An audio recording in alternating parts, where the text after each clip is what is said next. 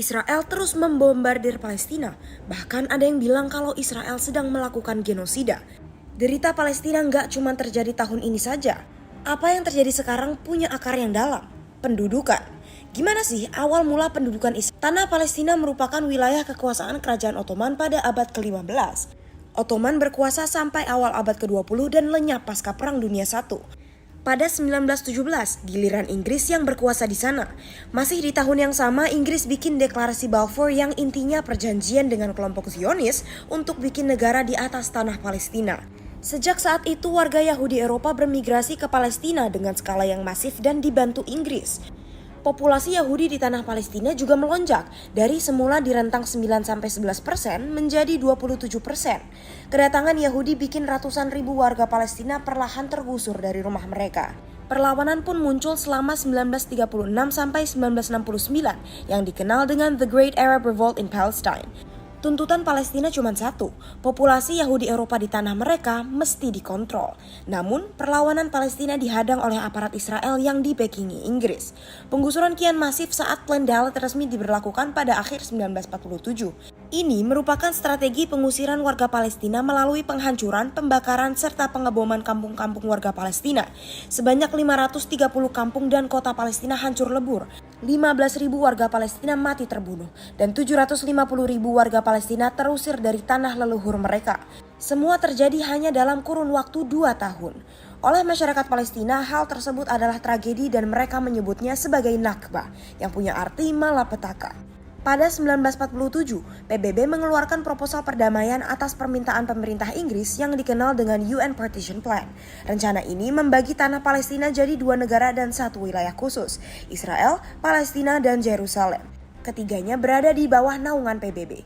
Alih-alih mendamaikan, pembagian wilayah ini ditentang keras oleh rakyat Palestina, lantaran proporsi wilayah dinilai tidak adil dan hanya menguntungkan Israel. Pada 1948, Israel mendeklarasikan pendirian negara. Wilayah Palestina cuma disisakan 2, Gaza dan tepi barat. Persoalannya pendudukan di Palestina kian agresif dilakukan, bahkan di wilayah yang tidak termasuk dalam rencana PBB. Pada 1967, eskalasi kembali meningkat dan ditandai dengan Perang 6 Hari antara Israel dengan koalisi negara Arab seperti Suriah, Yordania, serta Saudi. Ini lagi-lagi bikin 250.000 warga Palestina tergusur dari Gaza dan tepi barat. Imbasnya, Gaza dan tepi barat diambil alih oleh Israel. Pada 1974, sidang PBB menyatakan hak rakyat Palestina untuk membela diri, kembali ke tanah mereka dan merdeka. Dalam sidang PBB ditunjuk pula perwakilan resmi rakyat Palestina, yakni Palestinian Liberation Organization alias PLO. Tapi pendudukan Israel ke wilayah Palestina tidak seketika berhenti. Hanya dalam rentang 1967 sampai 1979, Israel membangun 113 komplek permukiman khusus Yahudi, sebanyak 79 di tepi barat dan 7 di Gaza. Perlawanan Palestina kembali menggelora lewat Intifada pertama. Perlawanan ini bikin ratusan warga Palestina kena tangkap pasukan Israel, ribuan tewas dan puluhan ribu lainnya luka-luka. Pada 1993, Israel dan Palestina duduk di meja perundingan. Sebuah resolusi two-state solution dengan nama Perjanjian Oslo dimunculkan. Kabinet pemerintahan Palestina lahir serta berkuasa di Gaza dan tepi barat. Tapi perjanjian itu sekali lagi tidak menghentikan ekspansi permukiman Yahudi Israel ke kampung-kampung Palestina.